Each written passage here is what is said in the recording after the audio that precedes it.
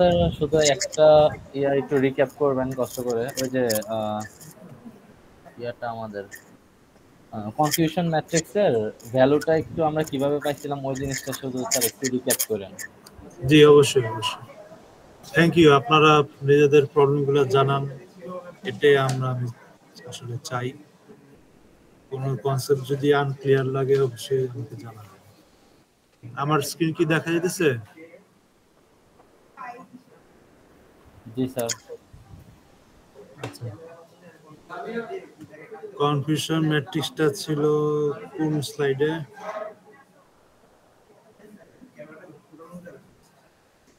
আচ্ছা যাই হোক, এটা স্লাইডও লাগবে না।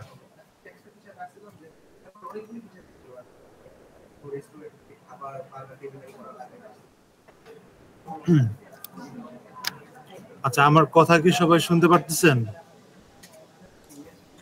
জি স্যার। আচ্ছা, তো আমাদের মেশিন লার্নিং এ আমরা ডেটা সেট নিয়ে কাজ করি, যেখানে ইনপুট থাকে একটা এক্স এবং আরেকটা কি থাকে? ওয়াই। ওয়াই থাকে, তাই না? তো এই ওয়াইটা আমরা যখন মডেল ট্রেন করে ফেলি তখন আরেকটা ওয়াই আমরা পাই, সেটাকে কি বলে? ওয়াই ক্যাপ বা হ্যাঁ, ওয়াই ক্যাপ বা ওয়াই প্রেডিক্টেড, যেটা সেটা। এখন দেখেন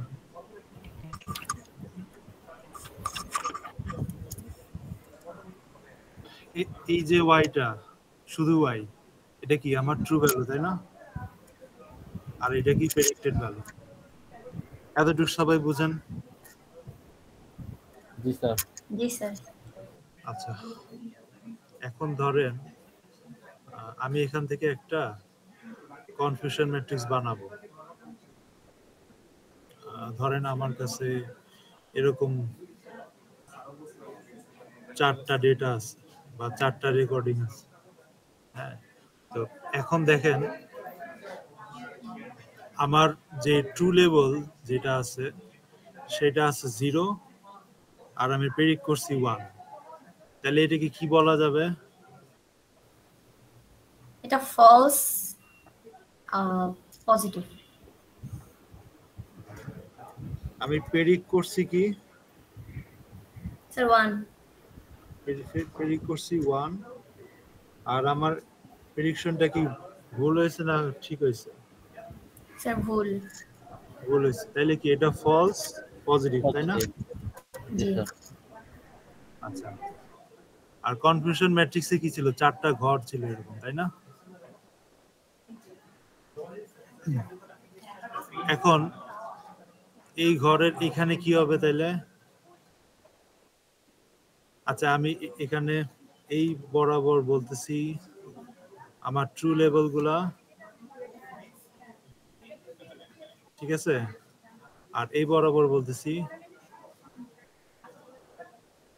আমার প্রেডিক্টেডটা, ঠিক আছে? এখন ট্রু যেটা বা অ্যাকচুয়াল যে ক্লাসগুলা সেগুলা ধরেন আপনি এখানে 0 আর 1 এভাবে বুঝাইলেন, আর যেটা প্রেডিক্টেডটা বা ওয়াই হ্যাটটা সেইটাকে আপনি এখানে ধরেন 0 দিলেন আর এখানে 1 দিলেন, ঠিক আছে? তাহলে যখন আমার প্রেডিকশন এবং ট্রু ভ্যালু দুইটাই নেগেটিভ, সেটাকে কি বলা হইতেছে? আনফিট। সেটাকে কি ফলস পজিটিভ না ট্রু পজিটিভ নাকি ট্রু নেগেটিভ? হ্যাঁ, ট্রু নেগেটিভ বলা হয়, তাই না? তাহলে এই ঘরটাকে আমরা কি নাম দিব? টিএন। ট্রু নেগেটিভ বা টিএন, ঠিক আছে? তারপরে আমার যদি অ্যাকচুয়াল লেভেলটা ফলস হয় আর আমরা প্রেডিক্ট করি ট্রু, তাহলে সেটাই কি বলা যায়? False positive. False positive. False positive.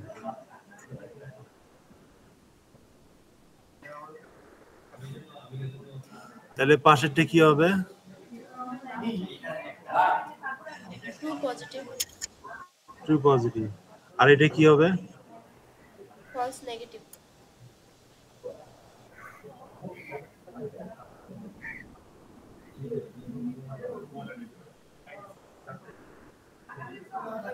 ঠিক আছে, এখন আপনি যখন কনফিউশন ম্যাট্রিক্স আঁকবেন তখন আপনি চাইলে এখানে জিরোর জায়গায় হয়তো 1 দিছেন, হ্যাঁ, তারপরে এইখানে এইখানে 1 এর জায়গায় 0 দিছেন, সেক্ষেত্রে আপনার ট্রু পজিটিভ ফলস নেগেটিভ এগুলো হচ্ছে বিভিন্ন ঘরে থাকতে পারে।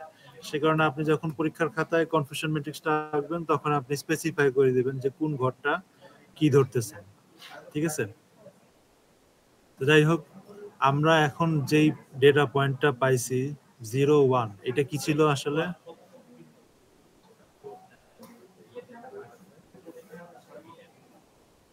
এটা কি ট্রু পজিটিভ না ফলস নেগেটিভ নাকি কি ছিল এটা? false positive, এটা false positive. হ্যাঁ, ফলস পজিটিভ, ঠিক আছে। এখন ধরেন আপনি হয়তো এরকম অনেক ডেটা পয়েন্ট আপনার কাছে আছে, অনেকগুলো আপনি প্রেডিকশন হয়তো পাইছেন, ঠিক আছে। এরকম আপনি মডেলটা ট্রেন করার পর এরকম কিছু প্রেডিকশন পাইছেন। এখন আপনি যখন এই কনফিউশন ম্যাট্রিক্সটা ফিল আপ করতে যাবেন তখন কি করবেন? ধরেন আপনি এই ফলস পজিটিভের ঘরটা ফিল আপ করবেন, ঠিক আছে। সেক্ষেত্রে আপনি কি করবেন? ফলস পজিটিভটা, এই যে ফলস পজিটিভটা আমি কি করব? কাউন্ট করব। অর্থাৎ ফলস পজিটিভ আর কোথায় আছে বলেন তো? এখানে এক জায়গায় আমি পাইছি, সবার লাস্টে। লাস্টেরটায় হ্যাঁ একদম লাস্টে আছে এটা, তাই না? তাহলে কি এটা আমরা বলবো এটা একটা ফলস পজিটিভ? তাহলে আমরা টোটাল ফলস পজিটিভ কয়টা পাইলাম? দুইটা। দুইটা পাইছি। সেই কারণে আমরা এখানে কি লিখবো? ফলস পজিটিভ দুইটা, ঠিক আছে। এখন আমাকে বলেন তো এখানে ট্রু নেগেটিভ কয়টা আছে? একটাও না। স্যার নাই এখানে। ও আছে, সেকেন্ডটা। এখানে প্রেডিক্ট করছি কি? সেকেন্ডটা স্যার, ট্রু নেগেটিভ। হ্যাঁ, একটু সবাই বুঝেন এটা, এটা কেন ট্রু নেগেটিভ হইলো। এটা প্রেডিক্ট করছি নেগেটিভ, আর আমাদের প্রেডিকশনটা কি ট্রু হয়েছে বা সঠিক হয়েছে, কারণ অ্যাকচুয়াল লেভেলের সাথে এটা মিলছে, তাই না? সে কারণে আমরা এটা কি বলবো? ট্রু নেগেটিভ বলবো, ঠিক আছে। আর এরকম আমরা কয়টা পাইছি এই টোটাল ডাটা সেটে? একটা পাইছি, সেই কারণে আমরা এখানে 1 দিব। এখন যদি এমন হইতো যে এখানে আরেকটা আমার পয়েন্ট পাওয়া গেছে যেখানে অ্যাকচুয়াল লেভেলটা 0 আর প্রেডিক্ট করা হয়েছে 0, তাহলে কি আর এটা 1 থাকবে ট্রু নেগেটিভটা?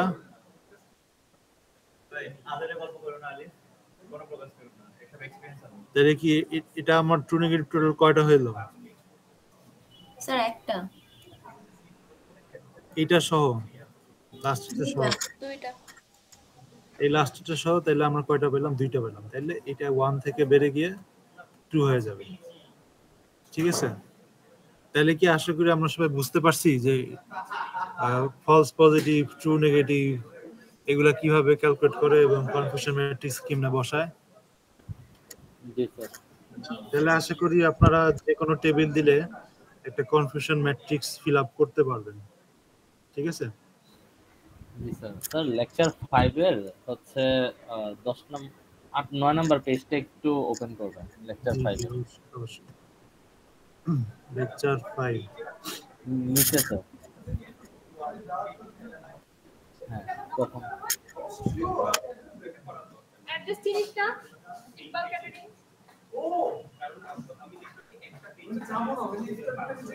এই যে স্যার উপরে চলে গেছে অ্যাকুরেসির উপরে ফিট অ্যান্ড ফিট এর এই ভ্যালুটা হচ্ছে কি ইয়া করে এটা তো একটু ক্লিয়ার করবেন। ফিটের নিচে 8 দেওয়া, এটা কিভাবে আসলো? জি আপনার যে ডেটা সেটটা, সাপোজ এই ডেটা সেটে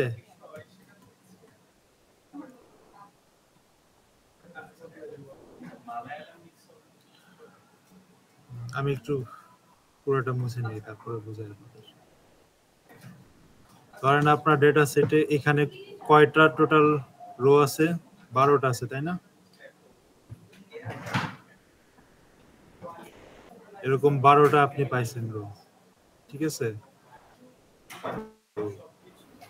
জি সেখানে অ্যাকচুয়াল যে ট্রু লেভেলটা ধরেন যেটা ওয়াই আছে, হ্যাঁ, সেইখানে ধরেন 1 আপনি পাইছেন, এভাবে 1 আপনি পাইছেন 8টা, এভাবে গুনতে গুনতে ধরেন এরকম 8টা আছে,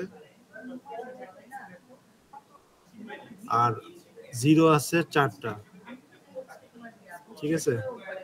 তাহলে এই যে গুণে আপনি পাইছেন এখানে কয়টা হইলো? 1 2 3 4 5 6টা 8 হইছে,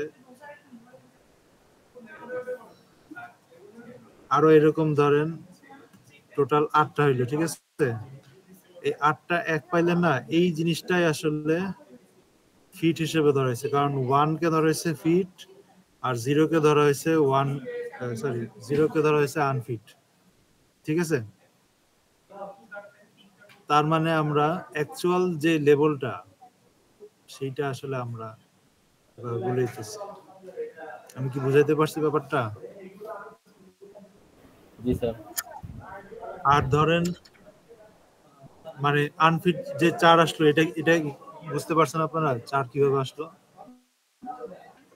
12 থেকে 8 বিয়োগ করছে 4 বাদ বাকিটা, মানে হ্যাঁ, 0 এইটা 4টা একটা, স্যার। হ্যাঁ এইটা একটা হতে পারে, আর একটা হতে পারে আপনার হচ্ছে গুণে দেখলেন যে এখানে 4টা এরকম 0 পাইছে, ঠিক আছে? এরকম 4টা আপনি 0 পাইছেন, সেটা থেকেও আপনি গুণে বের করতে পারবেন যে এখানে অ্যাকচুয়াল যে কন্ডিশনটা বা ট্রু লেভেলটা সেটা 4টা আছে। সিমিলারলি এই প্রেডিক্টেড যে একটা কলাম আছে ওয়াই হ্যাট আছে, সেখান থেকে গুণে গুণে আপনি 1 কয়টা আছে সেখান থেকে 1 পাইছেন 7টা, সেই জন্য এখানে 7 দেওয়া হয়েছে, আর 0 পাইছেন 5টা, সেই কারণে এটা এখানে আনফিট 5টা আসছে। এখন কি একটু ক্লিয়ার হয়েছে ব্যাপারটা আপনাদের কাছে? জি স্যার। আপনাদের অ্যাটেন্ডেন্সটা এক ফাঁকে একটু নিয়ে নেই। Roll number 51, 54, Yes, sir. 55, present sir. 58, 59, 60, 62, Present, sir. 63,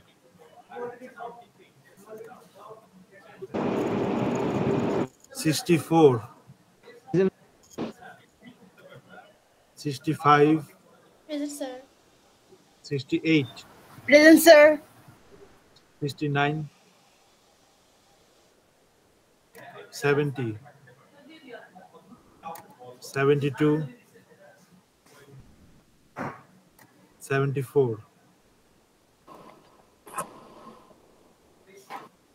74 আছেন,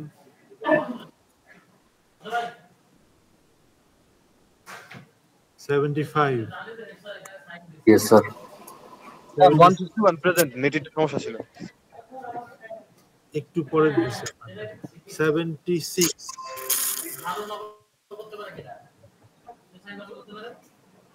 76 কে হ্যালো স্যার 151 নেটের সমস্যা। Sir 169 159.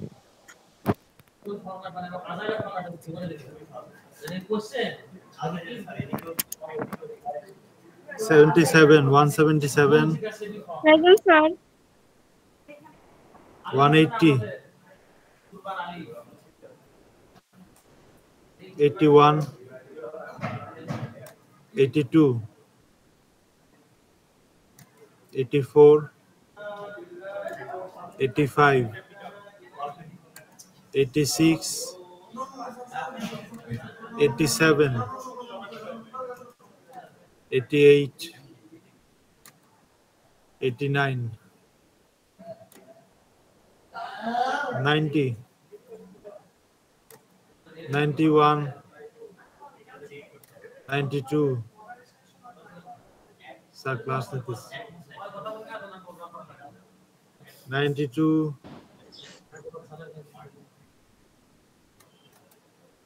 93, Present, sir. 94, 95, 97, Present, sir. 98, Present, sir. 201, 203, 204, 206, Present, sir. 207, 208, Sir, 169. 169, Sir, 185, Yes, sir. sir. Sir, 160. 160, Sir, 170.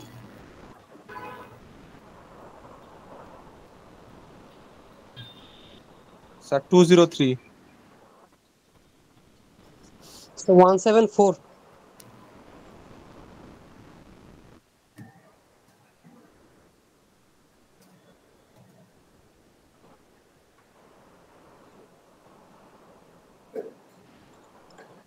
আর কেউ বাকি আছেন? Sir, 185, sir. Sir, 208.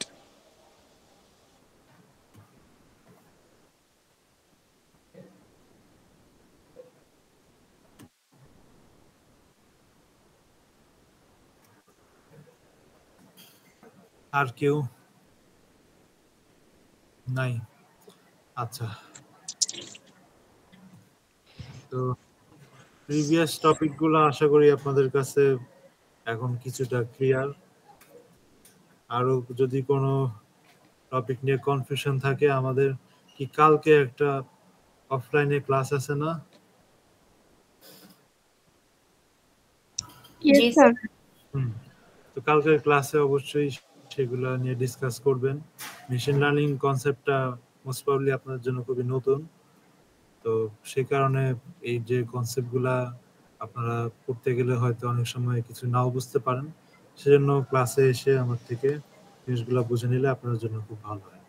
আচ্ছা, আমরা লাস্ট ক্লাসে শেষ কোথায় করছিলাম একটু বলতে পারবেন?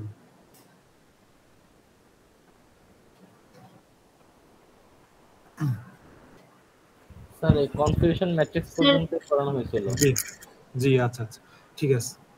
আচ্ছা, কনফিউশন ম্যাট্রিক্সের পরে আমরা হচ্ছে একটা মডেল ভালো মতো পারফর্ম করতেছে কিনা সেটা জানার জন্য একটা মেট্রিক সম্পর্কে জানবো, সেটা হচ্ছে অ্যাকুরেসি। ঠিক আছে, এটা খুবই ওয়াইডলি ইউজড একটা মেট্রিক। তো এইটা হচ্ছে বেসিক্যালি একটা মডেল কতটুকু কারেক্টলি পারফর্ম করছে সেটা মেজার করার জন্য এটা ইউজ হয়। এবং এইখানে আসলে টোটাল নাম্বার অফ স্যাম্পলের মধ্যে কতগুলা সে কারেক্ট করছে একটা মডেল বা কারেক্টলি প্রেডিক্ট করছে, সেই জিনিসটা আসলে এখানে মেজার হয়। এইটার ফর্মুলাটা এখানে দিয়ে দিছে যে true positive plus true negative, সেটা দিয়ে ভাগ করছে টোটাল যতগুলা স্যাম্পল আমার কাছে আছে বা টোটাল কতগুলো প্রেডিকশন আমি করছি, সেটা দিয়ে আমরা অ্যাকুরেসির ভ্যালুটা পেয়ে যাই। তো আশা করি এটা আপনারা চাইলে কনফিউশন ম্যাট্রিক্স থেকে ইজিলি ক্যালকুলেট করতে পারবেন, অলরেডি জানেন কিভাবে কনফিউশন ম্যাট্রিক্স ফিল আপ করতে হয়। ঠিক আছে, এরপরে হচ্ছে কনফিউশন ম্যাট্রিক্স থেকে মানে আমরা যে একটা শিখলাম অ্যাকুরেসি, এটা হচ্ছে এটার কিছু ড্রব্যাক আছে। হ্যাঁ, সেই ড্রব্যাকটা হইতেছে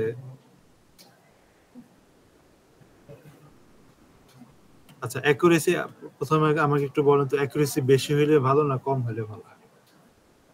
বেশি হলে ভালো। বেশি হইলে ভালো, তাই না? আমি যদি বেশি কারেক্টলি ক্লাসিফাই করতে পারি তাহলে সেটা আমার জন্য বেটার একটা রেজাল্ট। তো এমন একটা কেস বলা হয়েছে যেখানে নেগেটিভ যে ক্লাসটা সেটার 99টা ইনস্ট্যান্স আছে এবং পজিটিভ যে একটা ক্লাস আছে সেটার একটা ইনস্ট্যান্স আছে ডাটা সেটে। অর্থাৎ ব্যাপারটা অনেকটা এরকম, যে ডাটা সেটে ধরেন এই ম্যাক্সিমাম ভ্যালু এখানে 0 আছে, মানে আমার যে ওয়াইটা সেটা ধরেন 0 আছে অনেকগুলা রোতে এবং মাত্র একটা রোতে ধরেন 1 আছে। ঠিক আছে, এখন একটা মডেল সাপোজ সবগুলা প্রেডিক্ট করলো যে সবগুলা ক্লাসই নেগেটিভ, বা আমার ওয়াই প্রেডিক্টর সবখানেই 0 দিল। তো সেই ক্ষেত্রে আমার কারেক্টলি ক্লাসিফাই হবে কতগুলা ইনস্ট্যান্সে?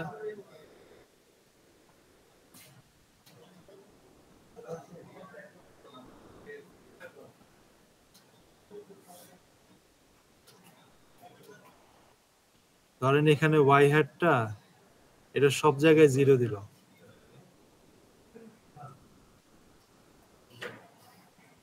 ঠিক আছে, এরকম 99টা জায়গায় সে 0 দিল, আর এখানে যে এখানে 1 ছিল সেখানেও সে কি দিল? 0 দিল। তাইলে কি হবে? অ্যাকুরেসি কিরকম আসবে?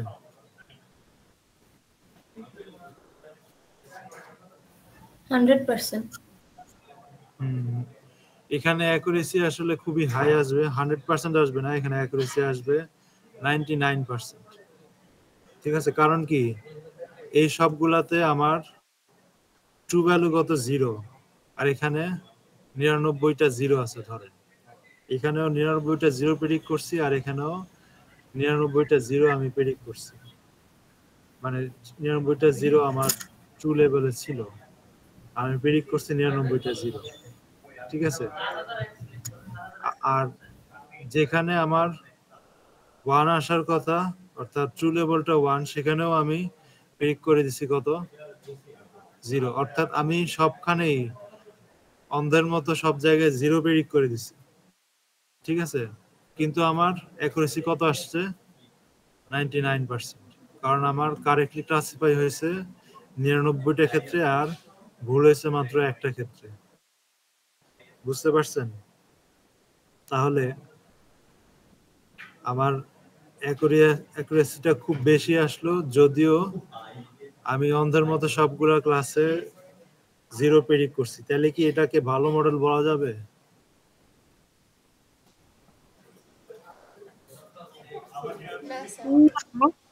কারণ সবগুলো একটা ভালো মডেল কি করে? 0 অথবা 1 কোনো কিছুতে একটা প্রেডিক্ট করে। সব সময় যদি সে 0 প্রেডিক্ট করে তাহলে তো সেটা কোনো ভালো মডেল না, তাই না? ব্যাপারটা কি আপনাদের কাছে ক্লিয়ার হয়েছে? Yes sir. আমি আর একটা জি एग्जांपल স্যার।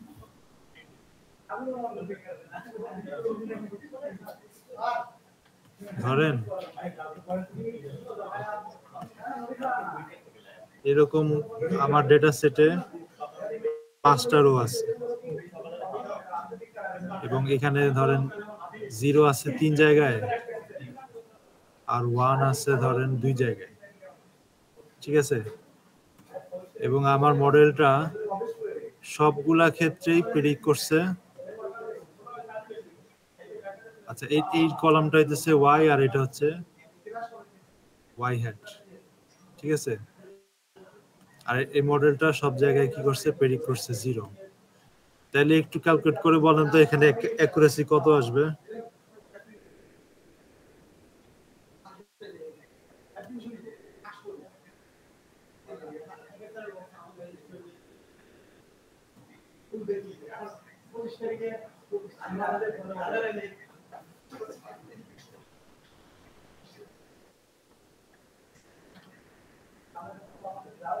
তারা একটু খাতা কলম নিয়ে এখানে হিসাব করে একটু বলেন তো। এই যে একটা ডাটা সেট আমি দেখাইলাম, সেখানে প্রেডিক্ট করার পর এরকম আউটকাম আমরা পাইছি, সেক্ষেত্রে অ্যাকুরেসি কত আসবে?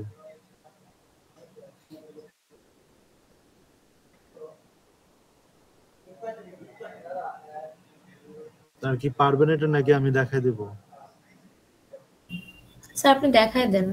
আচ্ছা, অ্যাকুরেসির জন্য প্রথমে আমরা বের করি যে কতগুলো আমি কারেক্টলি ক্লাসিফাই করছি।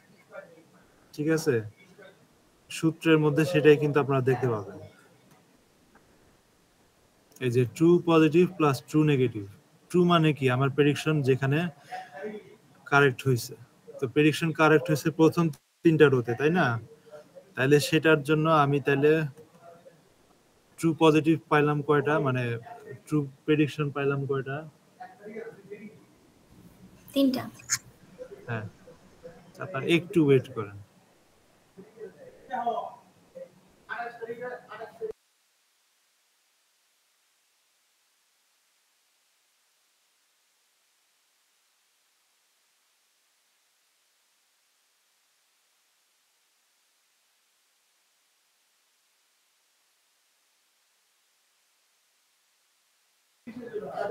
আচ্ছা, এখানে তাইলে আমার কারেক্ট প্রেডিকশন কয়টা হলো? 3টা। 3টা। আর আমার টোটাল ডেটা কয়টা? 5টা। 5টা। হ্যাঁ, তাহলে এইটার যদি আমরা পার্সেন্টেজে নেই কত আসবে? 60%। তো এখান থেকে আমরা তাহলে অ্যাকুরেসিটা খুব বেশি পাইলাম, যদিও আমার মডেল সবখানে কি করছে, 0 প্রেডিক্ট করছে। তো এমন যে সমস্ত ডেটা সেট যেখানে কোনো একটা ক্লাসের এক্সাম্পল বেশি আছে, সে সমস্ত ক্ষেত্রে, যেমন এখানে 0 আছে 3টা আর 1 আছে মাত্র 2টা, তাই না? তো এরকম ক্ষেত্রে অ্যাকুরেসি মেট্রিকটা একটা মডেল আসলেই ভালো পারফর্ম করছে কিনা সেটা ঠিক মতো মেজার করতে পারে না। ঠিক আছে, তো এইটা হচ্ছে অ্যাকুরেসির একটা ড্রব্যাক। ঠিক আছে, এরপরে আমরা আরেকটা মেট্রিক সম্পর্কে জানবো। মেট্রিক দিয়ে আমরা বেসিক্যালি যাচাই করি যে একটা মডেল ভালো মতো পারফর্ম করছে কিনা। ঠিক আছে, বা একটা মডেলকে ইভ্যালুয়েট করি। তো ইভ্যালুয়েট করার জন্য আরেকটা মেট্রিক হইতেছে, বা একটা ইভ্যালুয়েশন মেট্রিক হচ্ছে প্রিসিশন। ঠিক আছে, এখানে আমরা টোটাল যতগুলা পজিটিভ প্রেডিকশন আছে সেইটাকে ভাগ দিই কাকে দিয়ে? ট্রু পজিটিভ প্রেডিকশনকে দিয়ে ভাগ দিই। ঠিক আছে, এটার সূত্রটা আপনারা দেখতে পাচ্ছেন, true positive divided by true positive by false positive. ঠিক আছে, এভাবে আমরা প্রিসিশন ক্যালকুলেট করি। এরপর আরেকটা মেট্রিক আমরা ব্যবহার করে থাকি, সেটা হচ্ছে সেনসিটিভিটি বা রিকল। সেনসিটিভিটি এবং রিকল দুইটার সূত্র সেম। এটার সূত্রটা হচ্ছে true positive divided by true positive plus false negative. এগুলো সবই আপনারা কনফিউশন ম্যাট্রিক্স থেকে বের করতে পারবেন। এরপরে আরেকটা মেট্রিক আছে, সেটা হচ্ছে স্পেসিফিসিটি। সেটার সূত্র হচ্ছে true negative divide by true negative plus false positive. তো এটাও হচ্ছে আপনাদের আরেকটা পারফরম্যান্স মেট্রিক। তো এই মেট্রিক গুলার সূত্র হচ্ছে আপনাদের একটু কষ্ট করে মনে রাখতে হবে। এগুলো আপনাদের পরীক্ষার জন্য খুব ইম্পর্টেন্ট, মিড এবং ফাইনাল দুইটার জন্য। ঠিক আছে, এরপরে দেখেন আরেকটা কনসেপ্ট এখানে আছে, সেটা হচ্ছে প্রিসিশন রিকল ট্রেড অফ। ঠিক আছে, এখানে একটা কথা বলছে যে প্রিসিশন যদি আমরা ভালো করি তাহলে একটা মডেলের রিকল খারাপ আসবে। ঠিক আছে, এবং এই কারণে হচ্ছে আমরা আরেকটা মেট্রিক ব্যবহার করে থাকি, সেটাকে বলা হয় F1 স্কোর। ঠিক আছে, যেখানে প্রিসিশন এবং রিকল এই দুইটা মেট্রিকের সমন্বয়ে একটা নতুন মেট্রিক তৈরি করা হয়, যেখানে প্রিসিশন কত আসছে এবং রিকল কত আসছে এই দুইটাই কনসিডারেশনে নেওয়া হয়, যে কারণে আমরা আরো ভালো একটা মেজার পাই যে একটা মডেল কতটা ভালো পারফর্ম করছে। ঠিক আছে, তো F1 স্কোরের আরো একটা অ্যাডভান্স ভার্সন আছে, এটা হচ্ছে F বিটা স্কোর। এটার সূত্রটা আপনারা দেখতে পারতেছেন। এখানে একটা হাইপার প্যারামিটার ব্যবহার করা হয়, যেটা হচ্ছে বিটা। ঠিক আছে, আমরা যদি ভালো রিকল চাই, ঠিক আছে, তাহলে আমরা বিটা গ্রেটার দেন 1 ব্যবহার করব এই ফর্মুলাতে। আর যদি প্রিসিশন ভালো চাই তাহলে কি করব, বিটা লেস দেন 1 ব্যবহার করব, ঠিক আছে।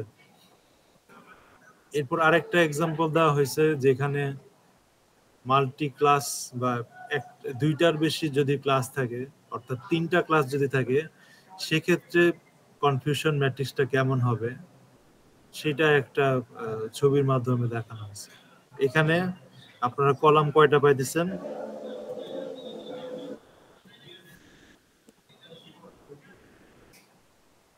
হ্যালো, 3টা। আর রো কয়টা? 3টা। 3টা। আর এখানে টোটাল আমরা ডেটা পয়েন্ট কয়টা পাইতেছি? ডেটা সেটের রো কয়টা?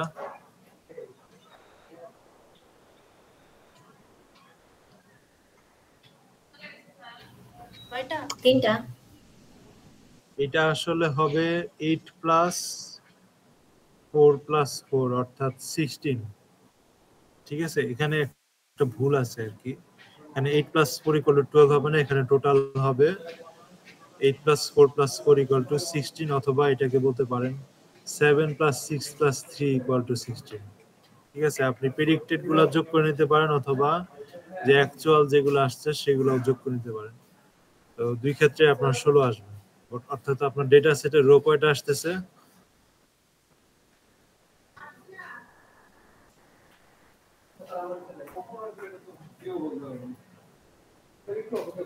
এখানে একটু দেখেন আপনারা ফিট কয়টা, এখানে অ্যাকচুয়াল প্রেডিক্টেড অ্যাকচুয়াল যে আমার ফিট যেটা আছে, ঠিক আছে, অ্যাকচুয়াল ফিট কয়জন? 8 জন। অ্যাকচুয়াল আনফিট কয়জন? 4 জন। আর অ্যাকচুয়াল এট রিস্কে কয়জন?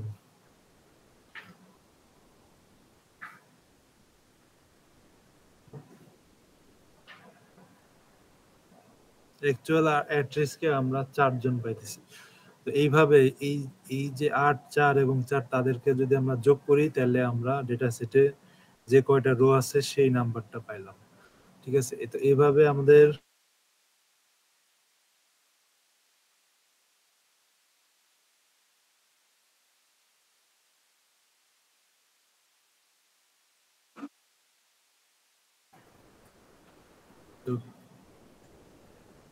এখন আমরা দুইটা কনসেপ্ট সম্পর্কে জানবো।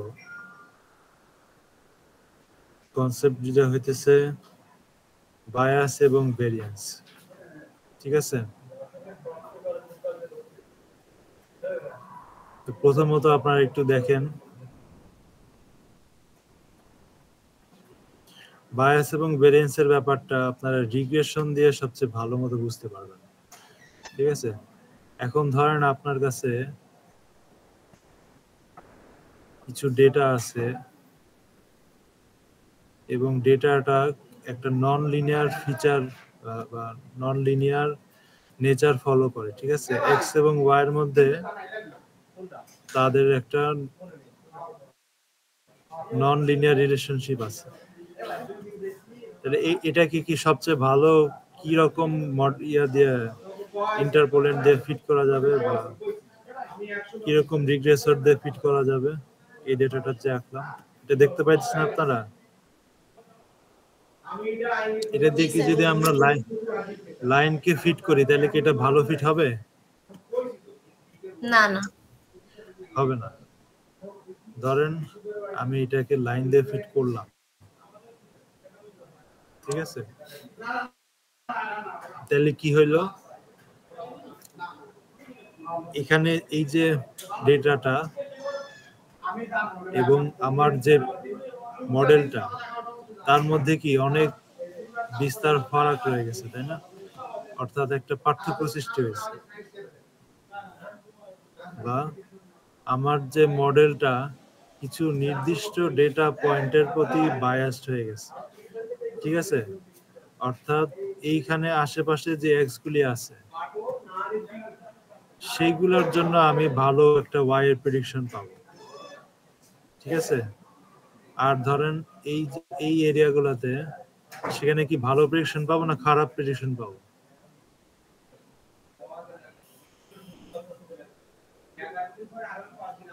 ধরেন আমি একটা এখানে এক্স নিছি, তাহলে প্রেডিকশন হবে কোথায়? এইখানে, তাই না? আর আমার অ্যাকচুয়াল ডেটাটা কোথায়? এইখানে। তাইলে আমার প্রেডিক্টেড এবং অ্যাকচুয়াল ভ্যালু তারা কি খুব কাছাকাছি না দূরে দূরে? দূরে দূরে। দূরে স্যার। দূরে আসছে, হ্যাঁ দূরে আসছে। তার মানে কি আমার এই মডেলটা কোনো নির্দিষ্ট ডেটার জন্য সেটা ভালো পারফর্ম করতেছে এবং অধিকাংশ ডেটার জন্য সে ভালো পারফর্ম করতেছে না, বা সে এই নির্দিষ্ট ডেটার প্রতি বায়াসড, ঠিক আছে। সেই কারণে এই প্রবলেমটাকে বলা হয় হাই বায়াস, ঠিক আছে। তাহলে কি হাই বায়াসের ব্যাপারটা আপনারা বুঝতে পারছেন? মানে আমার মডেলটা এই যে একটা ডেটা, এটা তো পলিনোমিয়াল ফিচার, আর আমার যে মডেল আমি দিছি সেটা কি একটা লিনিয়ার মডেল। লিনিয়ার মডেল বেশি কমপ্লেক্স নাকি পলিনোমিয়াল মডেল বেশি কমপ্লেক্স?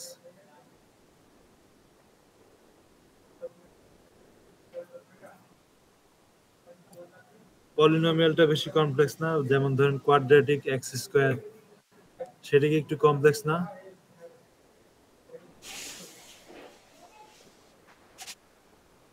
জি স্যার। তার মানে আমি এমন একটা সিম্পল মডেল সিলেক্ট করছি যেটা আসলে খুব সিম্পল একটা লাইন আমাকে তৈরি করে দিছে, যেটা অ্যাকচুয়ালিটার সাথে অনেকগুলা ডেটা পয়েন্টে সেটা মিসম্যাচ হইতেছে, ঠিক আছে। এইরকম ক্ষেত্রে আমরা বলতেছি কি এখানে হাই বায়াস আছে, ঠিক আছে। এখন আমরা আরেকটা এক্সাম্পল দেখব।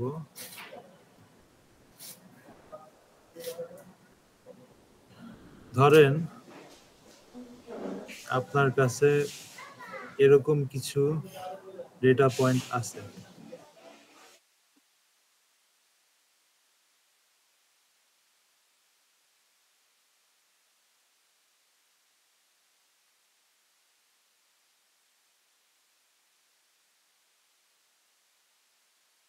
করতাম যেই মডেলটা এরকম সবগুলা ডেটা দিয়ে এইভাবে এক্স্যাক্টলি চলে যেতেছে, ঠিক আছে।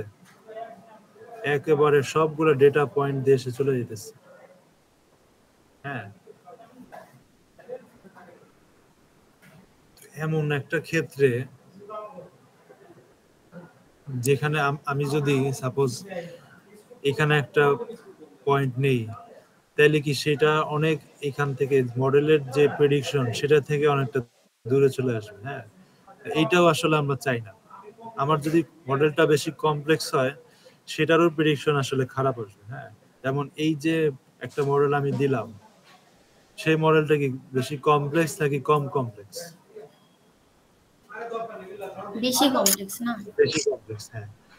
তো এইরকম ক্ষেত্রে আমরা কি বলতেছি, এখানে হাই ভ্যারিয়েন্স আছে, ঠিক আছে। তাহলে কি বায়াস এবং ভ্যারিয়েন্স এই ব্যাপারটা কি আমরা বুঝতে পারছি? জি। এখন বাম পাশের যে গ্রাফটা সেখানে কি হয়েছে? High bias. হাই বায়াস হয়েছে।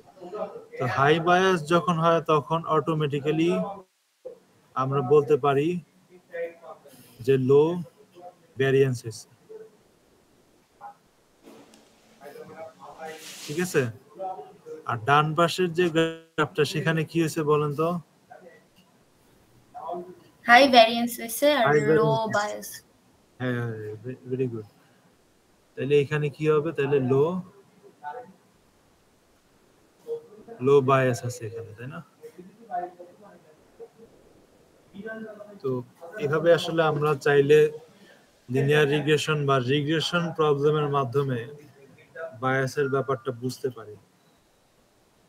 তো এই গেল দুইটা কনসেপ্টের গ্রাফিক্যাল এক্সপ্লেনেশন।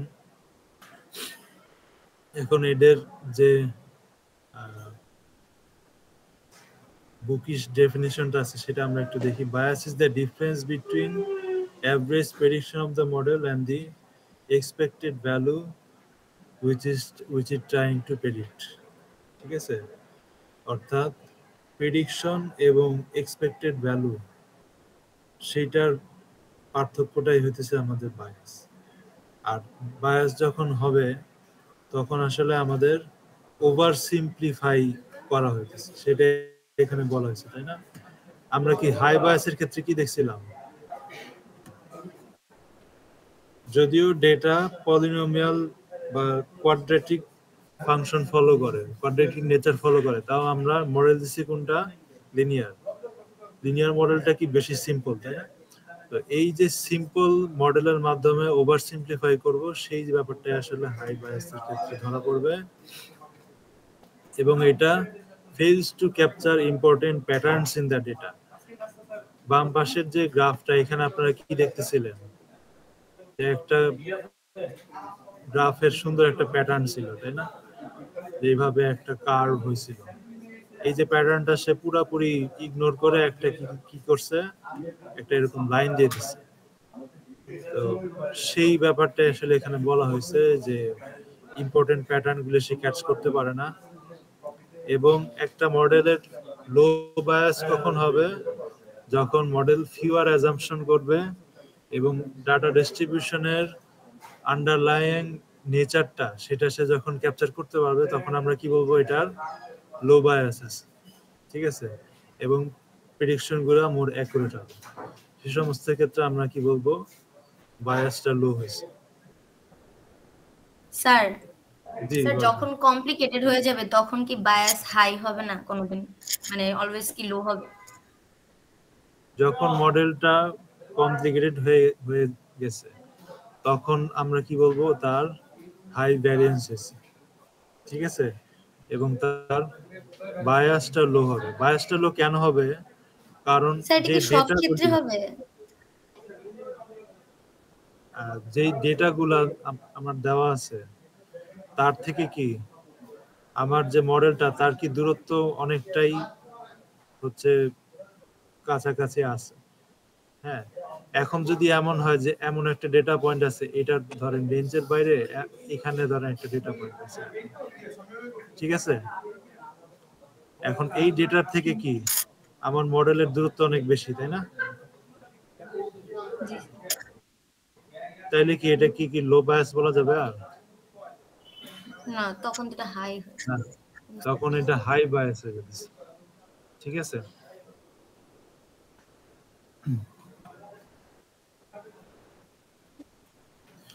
হাই বায়াসের কিছু ক্যারেক্টারিস্টিক আছে। সেখানে আসলে মডেল টু সিম্পল হবে এবং ট্রেনিং এবং টেস্ট ডেটাতে খারাপ পারফরমেন্স হবে। এটা দেখে আমরা বুঝতে পারবো যে মডেলে হাই বায়াস আছে। ঠিক আছে, আর লো বায়াস আছে সেটা কিভাবে আমরা বুঝবো, যে মডেলটা ভালো ফিট হবে ট্রেনিং ডেটাতে এবং ডেটার কমপ্লেক্স প্যাটার্নকে সে ক্যাচ করতে পারবে, এবং মডেলটা যদি বেশি কমপ্লেক্স হয় তাহলে ওভারফিটিং এর একটা সমস্যা হয়, যেটা লো বায়াসের ক্ষেত্রে প্রযোজ্য। ঠিক আছে, এরপরে আরেকটা কনসেপ্ট যেটা আমরা একটু আগে দেখলাম, ভ্যারিয়েন্স। ভ্যারিয়েন্সের ডেফিনিশনটা হলো, it is the variability in the model prediction, meaning how much the prediction will change if a different training data is used।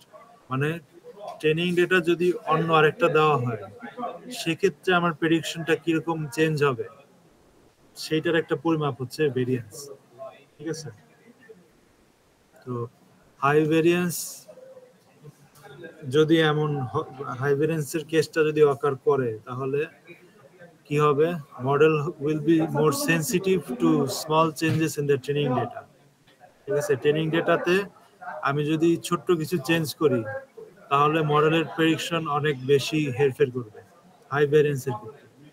আর যখন লো ভ্যারিয়েন্স হবে তখন হচ্ছে মডেলের প্রেডিকশনটা স্টেবল হবে across different training data set.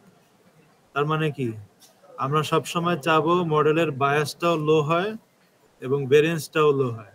সেক্ষেত্রে আমরা ট্রেনিং এবং টেস্ট ডেটা সবখানেই ভালো পারফরমেন্স পাবো। ঠিক আছে, এখন হাই ভেরিয়েন্স সেটা আমরা কিভাবে বুঝবো যে হাই ভেরিয়েন্স আসছে কিনা?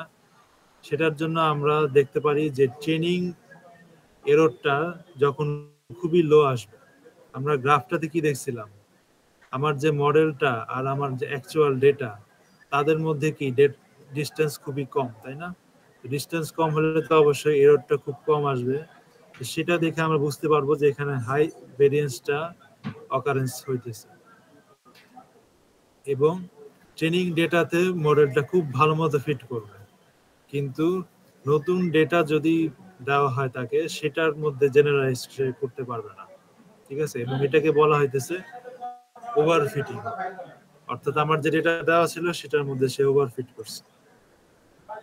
এরপরে আমরা স্যার আপনি বললেন যে লো ভ্যারিয়েন্সটা ভালো, এখন স্যার টেস্ট এরর তো এখানে কম আসতেছে, তাহলে এটা ভালো কেমনে? লোটা স্যার ভালো কেমনে? হ্যাঁ, টেস্ট এররটা যদি টেস্ট এররটা এখানে হাইয়ের কথা বলা হয়েছে। ও আচ্ছা, আপনি কি ট্রেনিং এররের কথা বলতেছেন? আচ্ছা স্যার। হ্যাঁ, ট্রেনিং এররটা যদি আপনার ধরেন লো আসলো, সেটা দেখেই আসলে খুশি হওয়ার কোনো কারণ নেই। এটাই আসলে এখানে বোঝানো হইতেছে।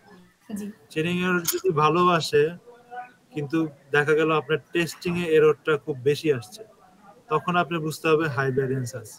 ঠিক আছে, তো ট্রেনিং এররটা খুব ভালো আসা এটা আসলে খুব ভালো সাইন। ভালো না। জি স্যার। তো এরপরে হচ্ছে লো ভ্যারিয়েন্স, এটা কিভাবে আপনারা আইডেন্টিফাই করবেন? যে ট্রেনিং এরর এবং টেস্টিং এরর দুইটাই যদি হাই আসে তাহলে আমরা কি বুঝবো সেখানে লো ভ্যারিয়েন্স আছে এবং মডেলটা খুবই সিম্পল হয়েছে, এটা আমরা বুঝে নেব লো ভ্যারিয়েন্সের ক্ষেত্রে, এবং ডেটাটা খুবই কমপ্লেক্স আছে কম্পেয়ার টু দ্য মডেল, সেটাই আসলে লো ভ্যারিয়েন্সের একটা পরিচয়। ঠিক আছে, তো এটা এখানে আরো কিছু গ্রাফিকের মাধ্যমে বোঝানো হয়েছে, এটা খুব একটা ইম্পর্টেন্ট না। এখানে আরো কিছু টার্মিনোলজি তারা ইউজ করছে, যে যদি হাই বায়াস এবং লো ভ্যারিয়েন্স হয় সেটাকে বলা হইতেছে আন্ডারফিটিং। ঠিক আছে, আর লো বায়াস এবং হাই ভ্যারিয়েন্স সেক্ষেত্রে এটাকে বলা হইতেছে ওভারফিটিং, যেটা আমরা ডান দিকের গ্রাফটাতে দেখছিলাম। এটা কি ওভারফিটিং, আর বাম পাশেরটা কি আন্ডারফিটিং। এরপরে হচ্ছে আরেকটা মেট্রিক আমরা জানবো, সেটা হচ্ছে টোটাল এরর। এটারও এরকম একটা ফর্মুলা আছে, এটা আপনাদের জন্য তেমন একটা ইম্পর্টেন্ট না। এরপরে একটা রিগ্রেশন মডেল ভালো পারফর্ম করছে কিনা সেইটার জন্য আমরা আরো কিছু মেট্রিক সম্পর্কে জানবো। একটা মেট্রিক হচ্ছে মিন অ্যাবসলিউট এরর, তারপরে মিন স্কয়ার এরর, তারপরে রুট মিন স্কয়ার এরর এবং স্কয়ার এরর।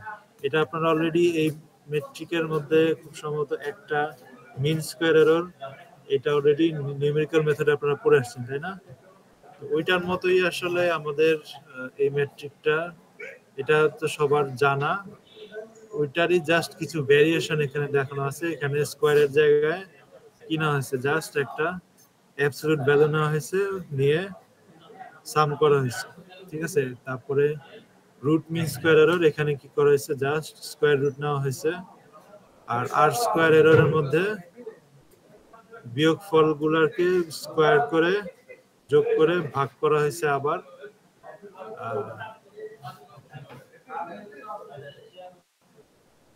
বিয়োগ আরেকটা যোগ করা। এখানে দেখেন যে লবের মধ্যে যেটা আছে ওয়াই হ্যাট, এটা কি আমাদের প্রেডিক্টেড ভ্যালুটা, তাই না? আর এখানে যে ওয়াই বার দেওয়া আছে এটা কি? ওয়াই, হ্যাঁ, ওয়াই বার দিয়ে বোঝায় অ্যাভারেজ। তো আমরা প্রতিটা ডেটা পয়েন্টের অ্যাভারেজকে বিয়োগ করে আমরা কিছু বর্গ বের করে সেটাকে সাম করে এখানে ভাগ দিতেছি। এভাবে আমরা একটা মেট্রিক পাইতেছি আর স্কয়ার এরর, বা এটাকে আরেকটা নাম দেওয়া হয়েছে কোএফিসিয়েন্ট অফ ডিটারমিনেশন। ঠিক আছে, এরকম বিভিন্ন মেট্রিক আমরা ক্যালকুলেট করতে পারি। এই মেট্রিকগুলো হচ্ছে আপনারা যখন রিসার্চ পেপার করবেন, থিসিস করবেন, সেখানেও কিন্তু এই মেট্রিকগুলো ইউজ করতে পারেন। এর বাইরেও অনেক মেট্রিক আছে, আপনারা রিসার্চের সময় সেগুলো ইউজ করবেন আশা করি। তো এগুলো হচ্ছে আপনারা বাই হ্যান্ড ক্যালকুলেট করতে পারেন অথবা বিভিন্ন পাইথনের প্যাকেজ ব্যবহার করে ক্যালকুলেট করতে পারেন। ঠিক আছে, তো এরপরে আরো কিছু কথা আছে, সেটা হচ্ছে আমরা এখন যেই মেট্রিকগুলো পড়লাম, mean absolute error, mean square error, root mean square error, এইগুলাকে লস ফাংশন বা এরর মেট্রিক সেগুলো হিসেবে আসলে ইউজ করা হয়। আমরা কি লিনিয়ার রিগ্রেশনটা যখন নিউমেরিক্যাল মেথড কোর্সে ডিরাইভ করছিলাম, সেখানে আমরা কি করছিলাম, ওইটা কি আমাদের একটা অবজেক্টিভ ফাংশন হিসেবে ট্রিট করছিলাম, সেটা ডেরিভেটিভ বের করে ওইটার মিনিমা বের করছিলাম, তাই না? তো ওই যে লস ফাংশনটা বা আমাদের যে মিন অ্যাবসলিউট এরর বা মিন স্কয়ার এরর, সেটাকে কমানোই আসলে আমাদের টার্গেট থাকে। ঠিক আছে, তো ট্রেনিং এর সময় এই যে লস ফাংশনটা, সেটা কমানোর টার্গেট করে আমরা গ্রেডিয়েন্ট ডিসেন্টটা পারফর্ম করি। তো লস ফাংশন হিসেবে এই যে মেট্রিকগুলা মিন absolute error, mean square error এবং রুট মিন স্কয়ার এরর, এগুলা বেশ ভালো পারফর্ম করে, সেজন্য এগুলাকে লস ফাংশন হিসেবে ইউজ করা হয়। ঠিক আছে, এরপরে হচ্ছে আর স্কয়ার এরর। এটাকে আসলে লস ফাংশন হিসেবে ইউজ করতে তেমন একটা দেখা যায় না, এটাকে জাস্ট একটা এক্সপ্লেনেটরি মেজার হিসেবে ইউজ হয়। ঠিক আছে, কারণ এটা আসলে ইন্ডিকেট করে যে আমার ডেটাটা মডেলকে কত ভালো ফিট করতে পারছে। ঠিক আছে, এটা হচ্ছে আপনারা বিভিন্ন রিসার্চ পেপারে দেখবেন যে আর স্কয়ার এরর এইটা দেখানো হয়। তো আমাদের যে লেকচার 6 ছিল সেটাও আজকে ক্লাসে শেষ হয়ে গেল। আজকের ক্লাস নিয়ে কি কারো কোনো কোশ্চেন আছে?